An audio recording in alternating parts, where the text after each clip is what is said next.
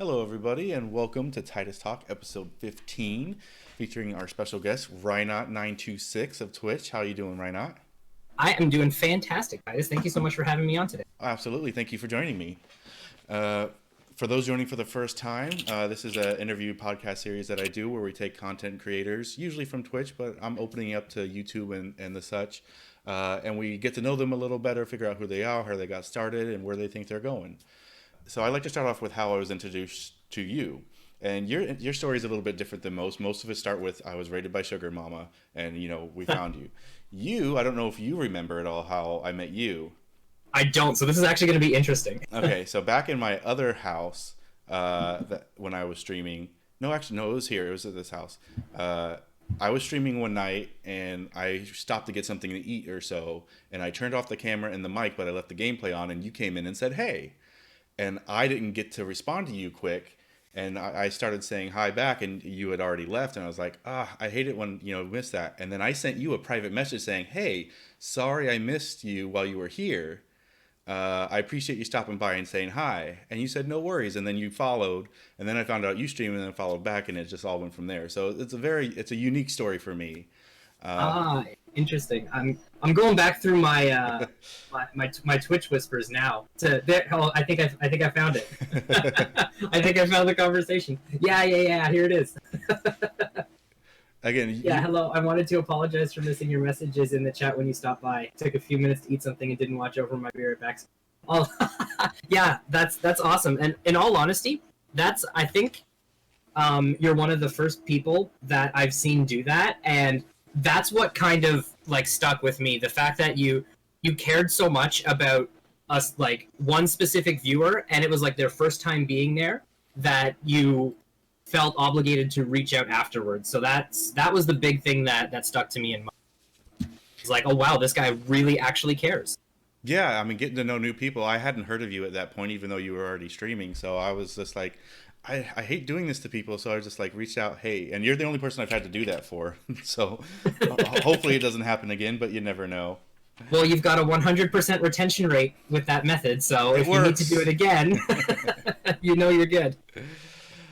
All right, and then I like to move on. So your channel, one of the favorite things I like about your channel is the positivity in your community. For anybody who hasn't been to a Rynot stream, go check him out for sure. You'll get nothing but positivity there. A lot of shiny hunting. His community is very interactive, and it's just a pleasure to be there. I wish I could be there more, but we usually stream about the same time, or I'm sleeping when you're on. But yeah. Do what I can. It's all good. There's a lot of streamers that I really wish I'd be able to spend more time in their channels, but it's time zones are awful. Yes. Time zones can just be so brutal. So yeah, there's so many people I want to see, but it's either, like you said, they're streaming at the same time that I am, or it's they're only live when I'm in that little window where I just got home from work and I'm winding down and having dinner and spending time with my family. Right. And it's I'm going to want to prioritize being with my family because I was just at work all day. Oh, absolutely. All right. So for anybody who doesn't know who you are, tell us about yourself. So I am a Canadian streamer. I do lots of Pokemon. Some people know this, the way OGs know this, but I actually did a little bit of Twitch streaming 4 years ago.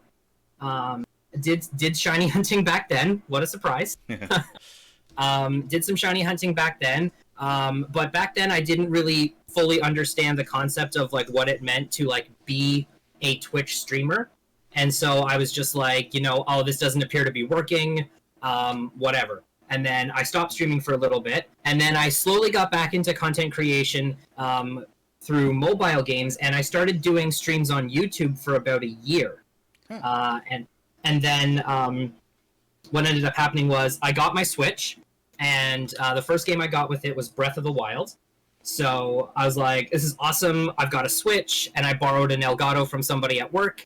And I'm this is so cool. I want to stream Breath of the Wild because I'm having a blast with this game. So I went live on YouTube one night with a Breath of the Wild stream, and I woke up the next morning to a copyright email from Nintendo saying, you can't do that. Yeah. So I thought, well, I don't want somebody else having to tell me, what I can and can't stream on my channel. And if I'm going to have those restrictions on YouTube, then I want to move off that platform. Right. So I was like, well, I did Twitch streaming like a couple years ago. I guess I could give it another try. And so I started back up. Was still kind of learning the ropes a little bit. Learning the things of like what you should do, what you shouldn't do, like the proper way to engage and interact with other streamers without it coming across as like give me your followers kind of a thing.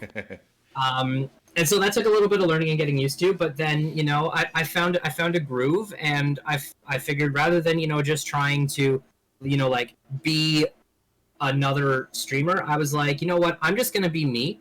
And the biggest thing that I wanted to do with my channel was create a positive environment where anybody can just come and hang out. Like there's so much negativity going on in the world, and there's so many people that thrive off of negativity and putting other people down. And I really wanted to create just like a little safe space on the internet where people could come and hang out and know that it's a safe place. They don't have to worry about people being mean or judgmental or anything like that. And so that's what I've been wanting to do with my channel, and it seems like it's been going pretty well so far. And yeah, that's me. Yeah, I said I'd say you're doing you're reaching your goal pretty well, if that's what you were aiming for. Well, thank you. Yes. All right. So before we move on, I want to take this opportunity to let everybody who's here in chat know that they're, as usual, as a thank you to the guests, we are doing a sub giveaway to their channel. So if you would like a sub to Rynot's channel, or if you already have one, you can enter too, and I'll just get you when yours is over. Exclamation point, I believe it's raffle in the chat. Yes, exclamation point raffle in the chat. You'll be entered to win that giveaway, and we'll do that at the end of the stream. You don't have to be there for that. But yeah, so I'll say it throughout the stream so that as new people come in, they'll know. But all right, with that, let's get into the questions. So we'll go with the standard. So how did you go about choosing your Twitch name? Okay, so this is really, really easy. So Rynot was a nickname that was given to me when I was a kid. So it's not very cryptic. My name is Ryan. And it was just a nickname that was given to me as a kid. And I figured, I'll just stick with this. So many people already just called me that. So it just felt natural that if I was to start a channel and use a name, to go with the name that I'm already used to being called, rather than having to come up with something new. So yeah, that's where that came from. Where'd the 926 come from? Okay, so do you remember Neopets? Yes. Okay. Aging me like that. When I was a kid, I made a Neopets account, and the username that I had chosen was already taken. So it gave me number suggestions to use at the end of the name. And the number suggestion it gave me was 916. So I'm like, okay, fine. I'll go with that. Now, the reason why my Twitch channel is 926 is because I made 916 ages ago, forgot the email password to the Hotmail account that it was attached to, lost access to the recovery account, and so rather than trying to gain access to my old Hotmail account, I figured I'll just make 926. Well, that answers my next question, was why your Twitter was 916 and why your Twitch was 926. Everything else is 916. My YouTube is 916. My Twitter is 916, but Twitch is 926. So I've been meaning to see if I can, like do something where I can like contact support and just be like, hey, that old 916 account was me, and you can tell like it hasn't been signed into in X number of years. Can we just drop that, and can I have my one back? So, but that is yet to have happened. So we'll see. Gotcha. So how long have you been gaming? Is it a lifelong thing, or is it more of a recent thing? I got the Nintendo 64 the year after it came out, so I've basically been gaming for since 2000. So two solid decades with a controller in my hand. And never letting go. Never letting go. No, I want to be buried with one. What are some of your favorite games and genres of games?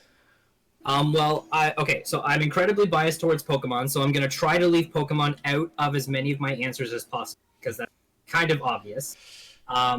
But in terms of some of my other favorite genres, I love adventure games. I love games that have a really, really good story and are story driven. Like the Uncharted games were some of my favorites that I've ever played. The storyline to those games was just absolutely fantastic, and it literally felt like you were almost playing through a movie when you were playing through those games. So it was just a really, really fun experience. I never finished Uncharted 4, and I never played The Last of Us. Wow. So yeah, I know I'm missing out on some very, very good story-driven games. But I also like RPGs as well. I was never huge into like Final Fantasy. I never really got attached to those games, but like action adventure RPGs. So like Legend of Zelda, absolutely love. Breath of the Wild is one of my favorite games of all time. The Super Mario games obviously are fantastic. I'm pretty much like a diehard Nintendo fan when it comes down to it. Makes sense. So what drew, you already kind of mentioned this, what drew you to streaming and what do you like best about it?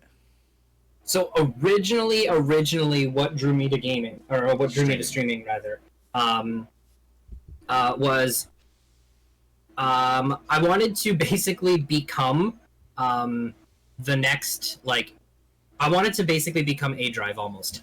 I started when I got into shiny hunting. I was watching him a lot, and I'm just like, oh, like look at how big he's made a channel out of shiny hunting. I'm like, that can totally be me.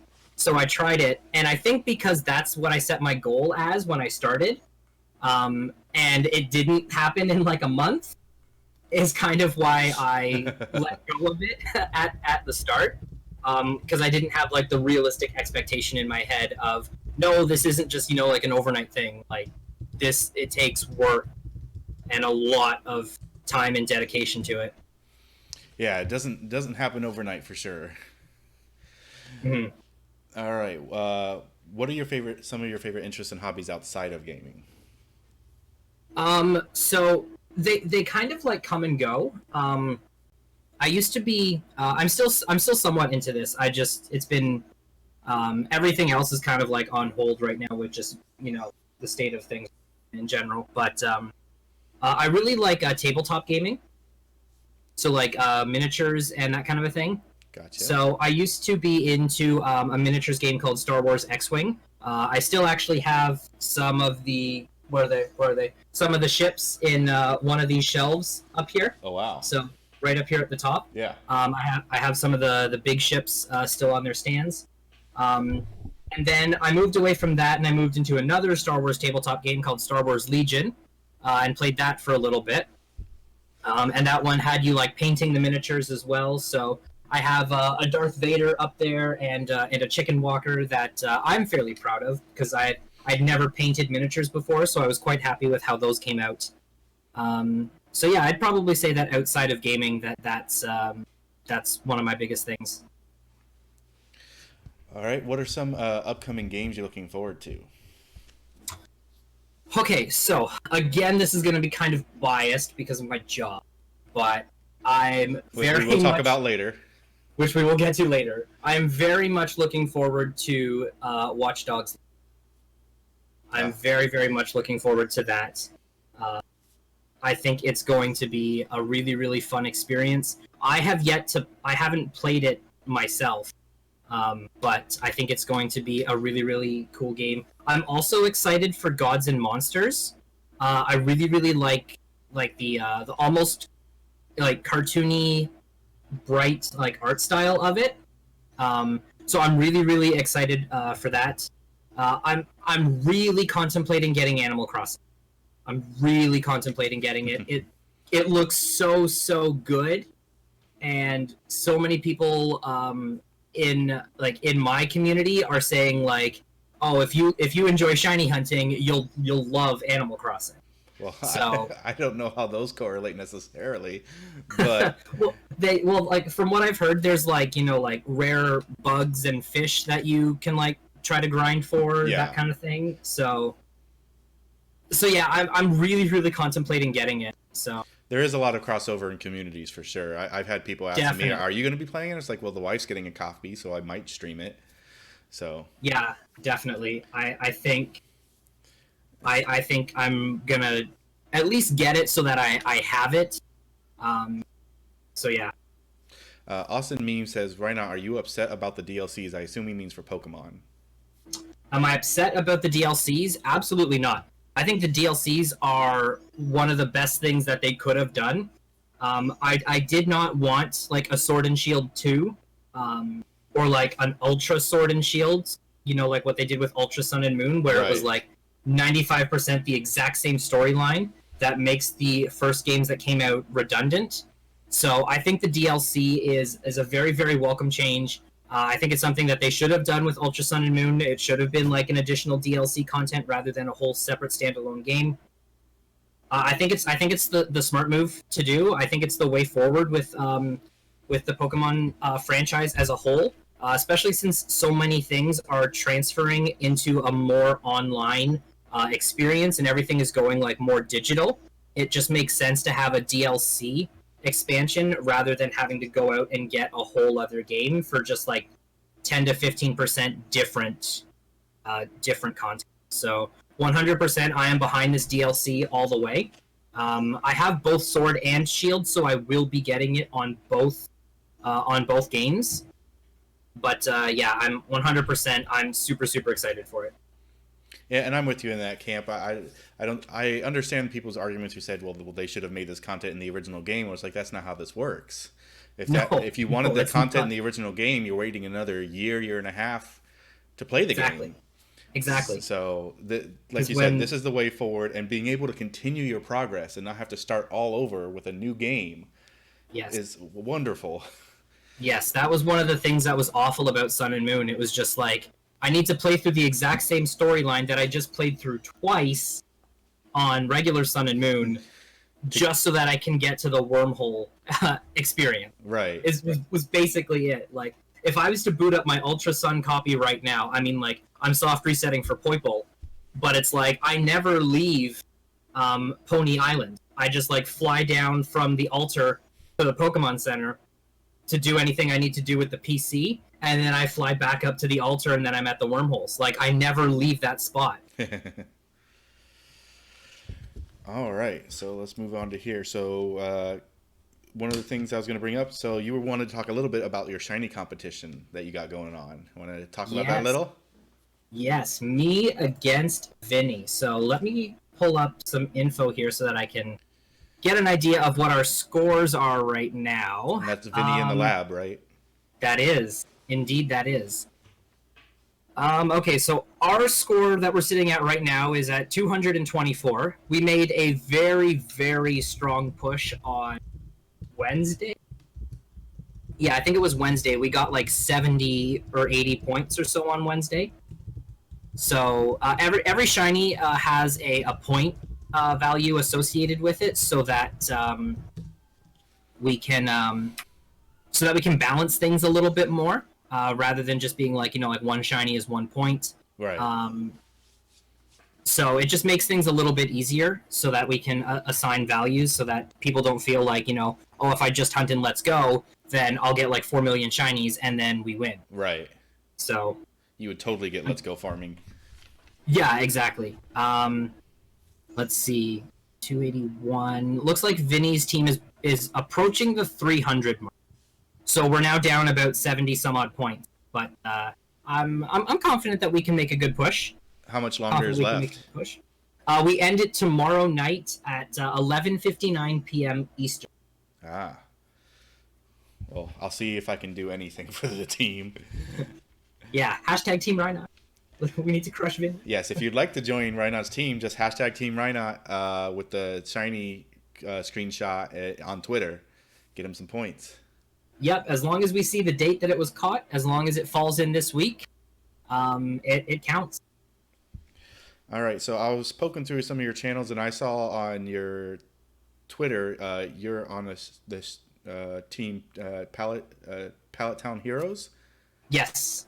So Yes. who are they? And I mean, I also saw you do YouTube editing for them, or at least that's what it said on your. Yes, yeah. So I'm one of the two YouTube editors for them. So like the shiny compilations or the gym highlights or podcast. It's between myself and Blue Jay. We both do editing for them. And honestly, like I love the community. It's a great group of Pokemon and Nintendo fans, streamers and non-streamers too.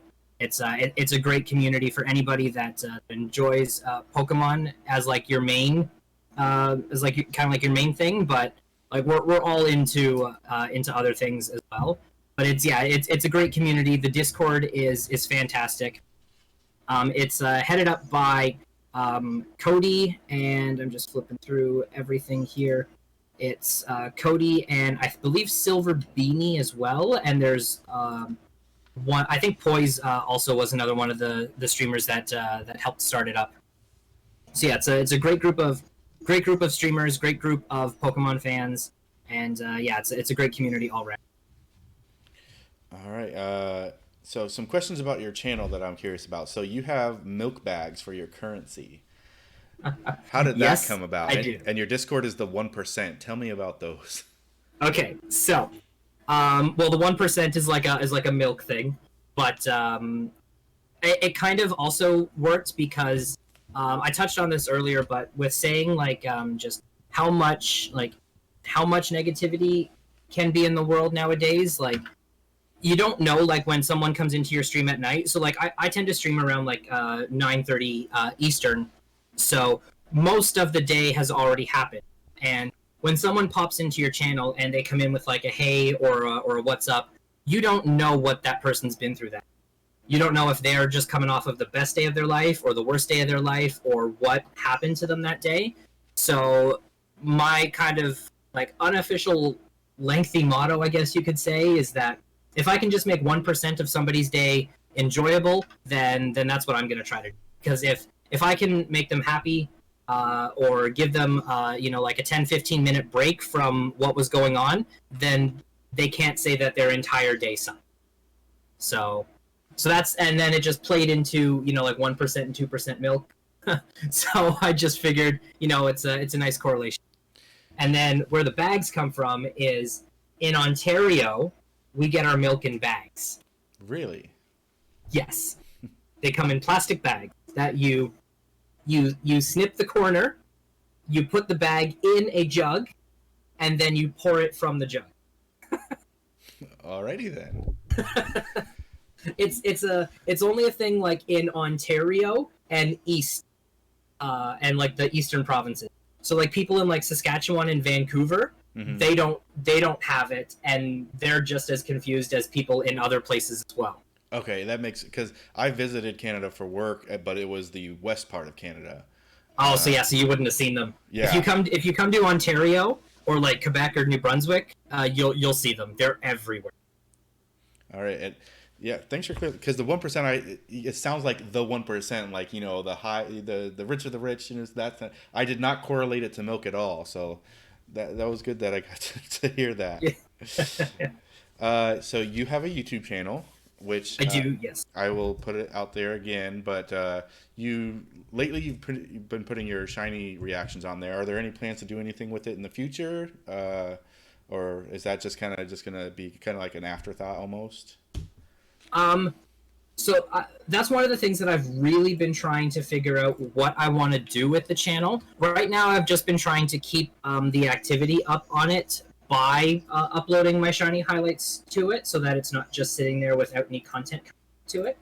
But I've really been trying to figure out what I want to do with it. If I want to just keep using it for like stream highlights and that kind of a thing, or if I want to do something else on it. I'm really not that sure. So yeah, I'm just trying to keep it active right now with the shiny highlights, and then it is kind of like an afterthought. Like it's kind of always in the back of my mind, like what am I gonna do with this? Right. So yeah, I just like to try to keep the activity up on it so that it's not just there without like there's been no uploads in like 4 months kind of a thing. All right. The last thing, we were briefly talking about this before we got started, was there's been changes to Twitch recently, in our benefit, I think, with the addition of bit emotes. Yes. as and not really to a detriment, but an interesting one where they added a second month sub badge. That's Hmm. actually it's an addition, so it's not bad, but it's throwing a lot of people for a loop for similar reasons to why for you. So, what are your thoughts on those? So I like that there's a second month sub badge. I think it's interesting. It would have been cool if there was like a little bit of a maybe like a heads up that they were wanting to add one, so that we could prep in advance, I guess you could say. Um, and then like it would have been cool for artists too to be able to say like, hey, like Twitch is giving us a new subs, like a new slot, and give them like an additional chance to like help promote themselves. So I think it would have benefited a lot of people collectively. Um, but it's interesting because like and like I was saying this before we started, my badges fit perfectly with 5 badges. So having the 6th slot now, it's like, well, what do I do with it? So I just have my 1 month badge, also the same as my 2 month badge for now until I figure out what I want to do with the um, that 2 month badge slot. I'll probably change what my first month slot is, and then just bump up what my current first slot is, first month badge is to my second month badge. Right. Thankfully, if you really don't want to mess with it, you don't have to add one. You can just keep the 13691. Exactly, yeah. It's nice that you don't have to add something in there for your badges to like work again. That would have but I'm glad that's not. And then you've got the emote, the sub or the bit emotes, which is a really nice addition. I think just any possibility for the affiliates to get more emotes is welcome, in my opinion. 100% agreed. Because like then like if you hit your 50 sub mark, just that one time, you get those 5 total slots. But then outside of that, it's like you don't get any more slots until you hit partner, and it's not like it's very very difficult to hit partner. So it's nice that there are additional ways that affiliates can earn these extra slots. Which, for anybody who doesn't know, at the 1K, 5K, and 10K bit mark, you will unlock permanently bit badges from that channel.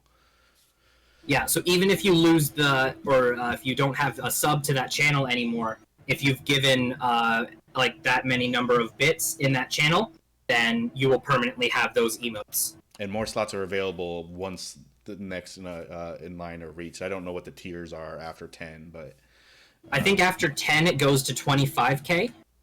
25, 50, 100? I think that's what it is. I mean, it makes sense. Yeah. I'm actually going to pull it up now because I'm very curious. While you're doing that, so that's all the basic questions I have. We will be talking about his job and when it comes to the topic, but we will move on for now to... Oops. I messed up. To what we're playing now. So, stream and off stream, what are you playing right now? So basically just Pokemon. Just Pokemon? Yeah. I'm doing lots of shiny hunting in Sword and Shield on stream, and then off stream, I still do shiny hunting in Sword and Shield. I did so back before we had Sword and Shield and we had Let's Go. One of the challenges that I set, or one of the goals rather, I set out for myself was to get the entire living dex done, Bulbasaur through Mewtwo, in as shinies in the Let's Go game. And I wanted to have that done before Sword and Shield came out, right? So I could permanently shelf Let's Go. I only had to boot it up to take some of the shinies out of my party, so I could move them into home when that came out. Right. But since then, I haven't booted it up since. So I was able to get the entire dex done, Bulbasaur through Mewtwo. I did it, and now I kind of have the same goal set in mind for Sword and Shield, is to get the entirety of Generation 8 as shinies. So that's just the main thing that I've just been really, really focusing on. How many is that total? So right now it's 92 new Pokemon that can be shiny. So the 92 includes Grookey through, I believe it's Duraludon, because we can't get shinies of Zacian, Zamazenta, and Eternatus, so those don't count. It includes all of the new Galarian forms as well, including the Slowpoke that we got when the DLC was announced. So there's 92 shinies available right now. But that number is going to go way up when... That number is going to go... not necessarily going to go way up. Not going to go way up. It will go up, because once we get Isle of Armor, we'll have access to a Galarian Slowbro, and then there will be a Galarian Slowking with Crown Tundra, so that will at least go up to 94. We don't know yet if the Galarian legendary birds will be able to be shiny hunted. Or the Galarian Reggies. Correct. I have a feeling, this is just my prediction, I have a feeling that the Galarian legendary birds will be able to be shiny hunted, but the Galarian Reggies will not. And the reason why I think that is because the Galarian birds are Galarian forms of a Pokemon that we already have. The new Reggies are brand new. Right. So that's why I think that the birds will be shiny huntable, but the Reggies will not. But that's just my prediction. I could be complete. We will see. We shall indeed. All right. As far as me, I'm currently playing Ni no Kuni, trying to get that done before the Final Fantasy remake comes out. It's Final Fantasy VII remake. Yeah, that's coming out soon, isn't it? The remake is coming out early April, sometime early to mid-April. So yeah, and I don't know if I'll get it done, but I'm hoping to. Sword and Shield, obviously, and actually I started Yoshi's Crafted World the other day because I bought it for the wife because she's getting the Animal Crossing Switch, and so I bought her Yoshi ahead of time so that when she gets her Switch she can transfer the data over. But I've been starting it too, so that should be fun. Other than that, that's all I'm really going after right now until Final Fantasy VII remake. I will be playing some Animal Crossing. Yeah. That's it for now. So we'll move on to the topic of Rynot's choosing, which happens to be his career in gaming. So for those who don't know, what do you do, Rynot? So I work for Ubisoft Toronto. I was a tester for my first just about 2.5-ish years or so. And then I started training to move up into management. And then middle of February, it was official that my promotion was made official. So I'm now on the management team for the testing department. I'm an associate team lead for my project. That's awesome. Congratulations again, by the way, for that. Thank you. So obviously there's tons of questions that can come with it. So what was, and if you can't talk about something, obviously, make sure to let us know. So yes. I did one bout of testing at EA one time. So I'm curious, what's your experience in testing, like the process? So what you probably did was you were probably part of a user research, an external test. So what we did is so the position that I was in was called a dev tester. So we do testing alongside of the devs. We fully work directly with them. Because certain companies can have they'll have a testing department, and then it's kind of like the testers all just kind of sit in one room and just play the game and file bugs. But for us, since we work so closely with the devs themselves, we're able to do way more in-depth testing. We have access to tools that regular functionality testers wouldn't have access to. So we're able to go so much more deeper on what is actually causing a problem. So as an example, a dev tester would be able to give a very, very specific bug about, if a character is not going where they're supposed to go, they'd be able to say exactly why they're not going where they're supposed to go versus just saying, X NPC goes the wrong direction as a bug. That's cool. So we're able to go way, way more in depth. And I should have asked this first. So, how did you get into testing in the first place? I know a lot of people, they, especially when you're younger and you're in high school, it's like, I want to get into gaming. Testing would be awesome. What was your experience in getting into that? So after I graduated high school, I went to post-secondary, and I took a video game design and development course.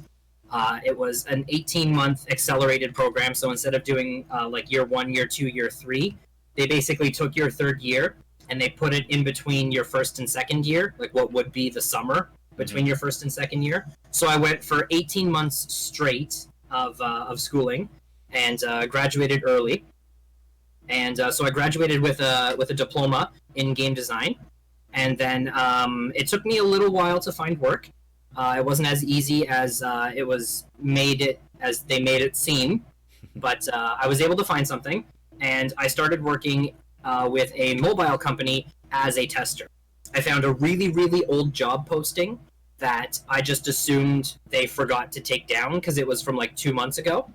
But I figured, I'm like, you know what, I'll just give it a shot. Worst case scenario, it is an old posting, and they did just forget to take it down. Or best case scenario, it's still up because they need somebody.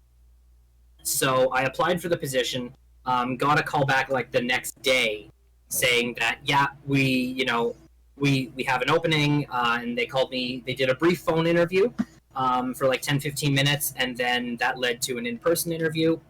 And then I was hired as a tester, and I worked on Smurfs Village. Mobile game Smurfs Village for a year and a half. So that was interesting. It was interesting. I did kind of fast track a little bit. I was bumped up there to team lead, like lead tester for Smurfs on at like my 9 or 10 month mark being there. So that was really fun. And then the studio unfortunately was shut down, so we all lost our jobs. We all got laid off.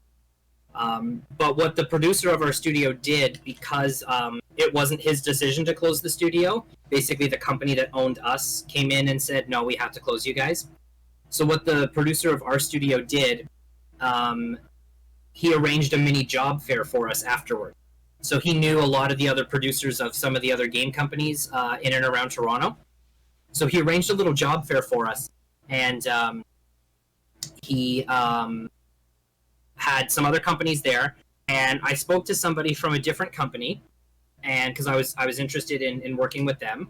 And what I didn't know was that that the guy that I spoke to, his wife was the department head. The head of the testing department at Ubisoft. And I didn't know this. Wow. So after speaking to him and giving him all of my, resumes and information and whatnot, apparently he went home and told his wife that he met this guy that he thinks would be a good candidate at her company. So he basically passed all my information along to his wife, and then they reached out to me. And then I ended up at Ubisoft. That's awesome. Yeah. The way that it basically had to fall perfectly to reach that point. That's cool. Yeah, so it took the company closing down and getting laid off for me to end up in my dream job.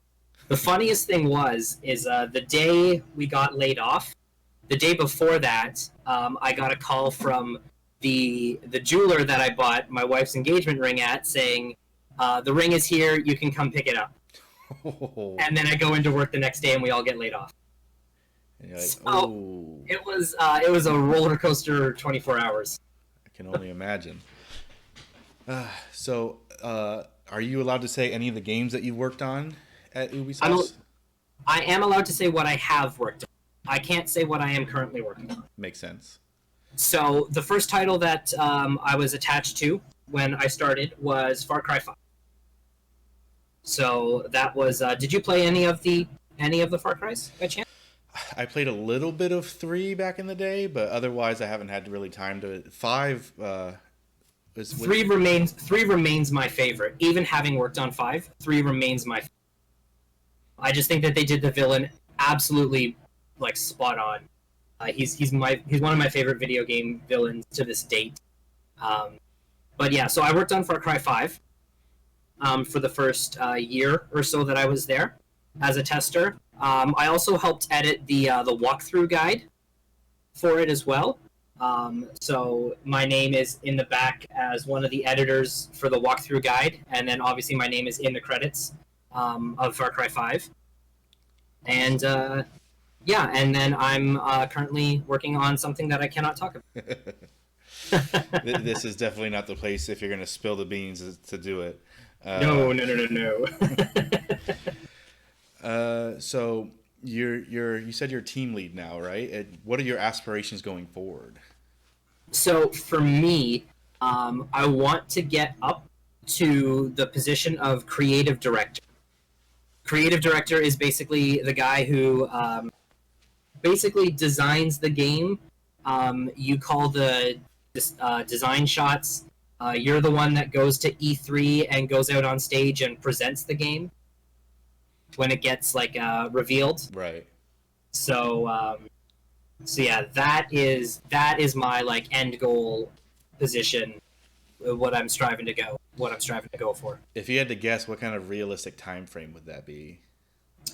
From where I am now, probably anywhere from 7 to 10 years, possibly. It's a long climb. It is a very long climb. So I'm working my way through like the management structure now. So I definitely want to move up to team lead, and then just keep going from there. But it's awesome because they're so great about encouraging you to pursue your career dreams and like where you want to go.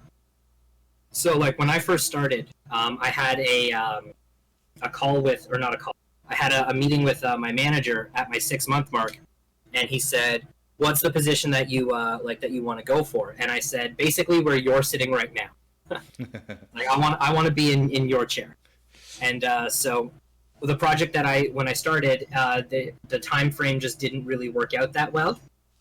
So there wasn't much that could be done then, but they said, we want to do our best to help you pursue that.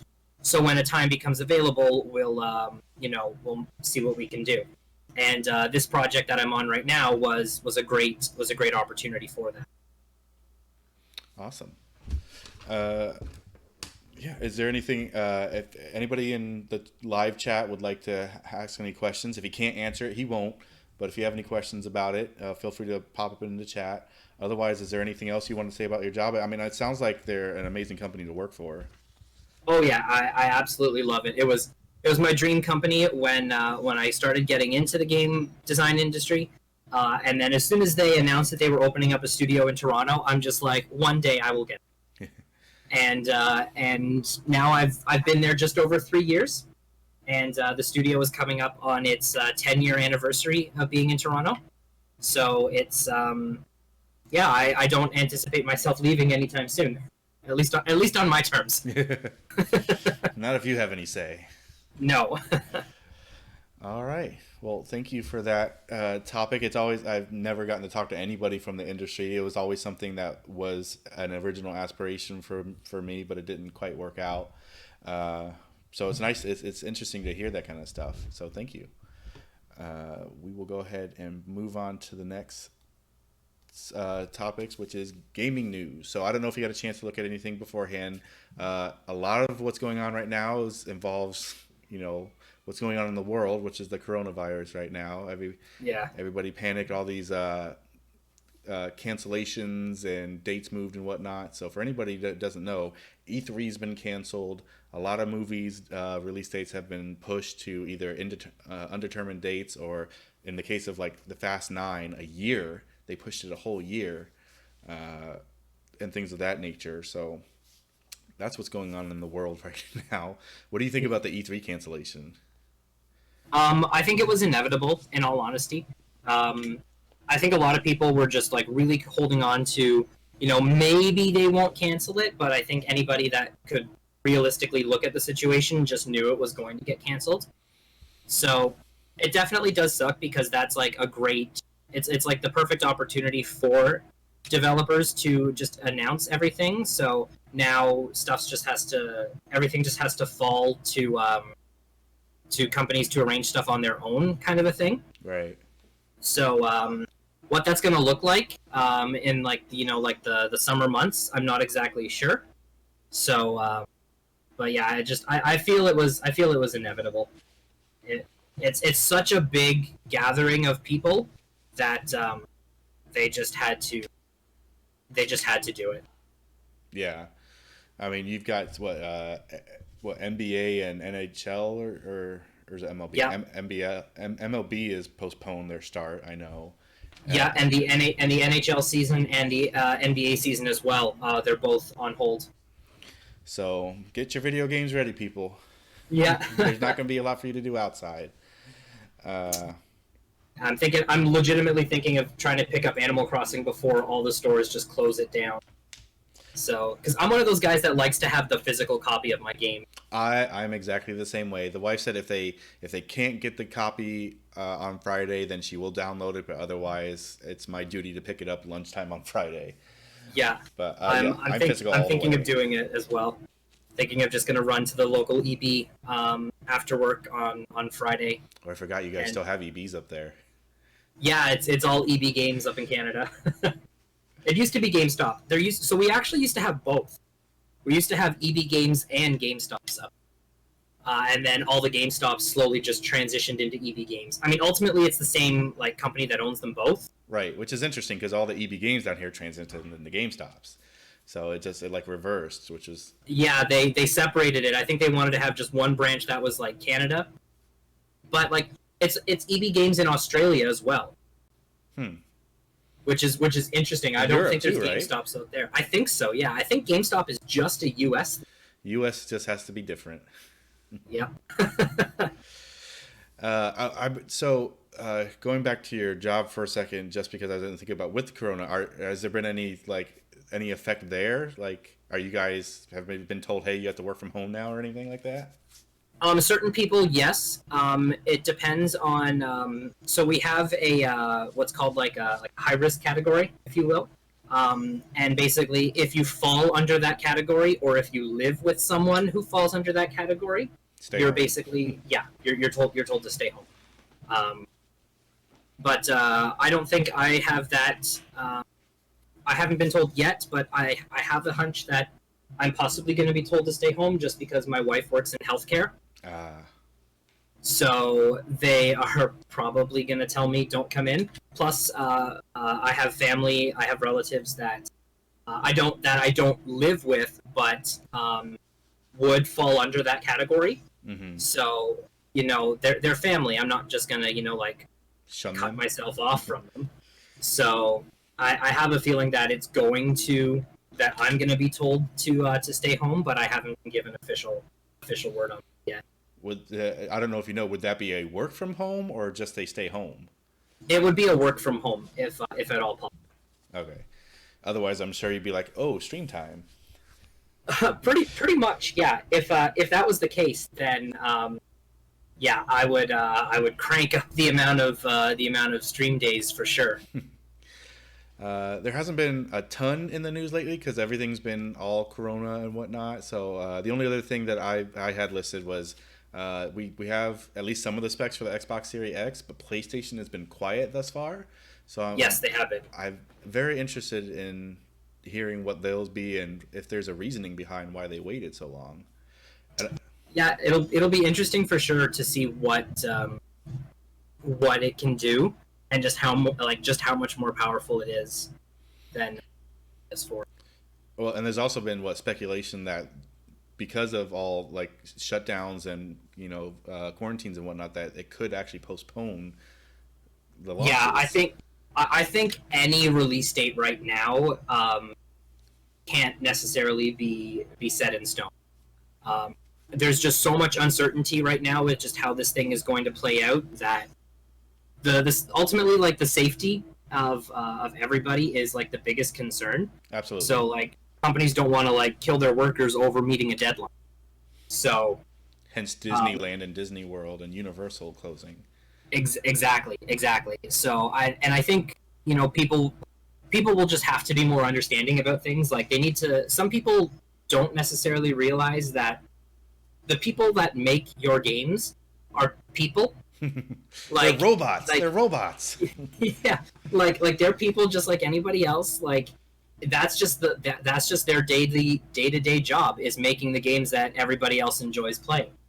So, those people get sick, those people have families, and all of that needs to be taken into account to make sure that everybody stays as healthy and as safe as possible.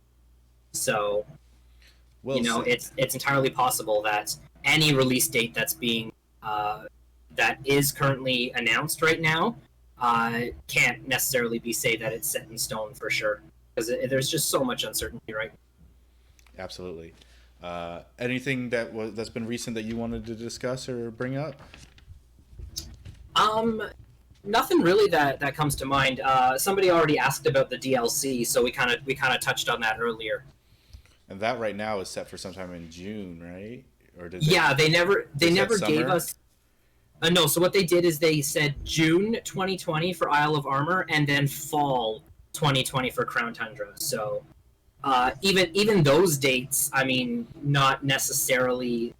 We can't necessarily hold them to that. Right. It's possible that it could just be like July that we get Isle of Armor, and then maybe like late like winter 2020 or like January 2021 that we see Crown Tundra, just depending on how long this thing plays out. Random question that I thought of. Do you think Nintendo might re-release the games with the DLC at a different price point? Or do you think it's just going to go straight DLC? Oh, that's actually a good question. It wouldn't surprise me if they released a like like sword with the expansion pass for like an addition. So basically, it's like you would get the expansion pass for like $20 instead of 30, as an example.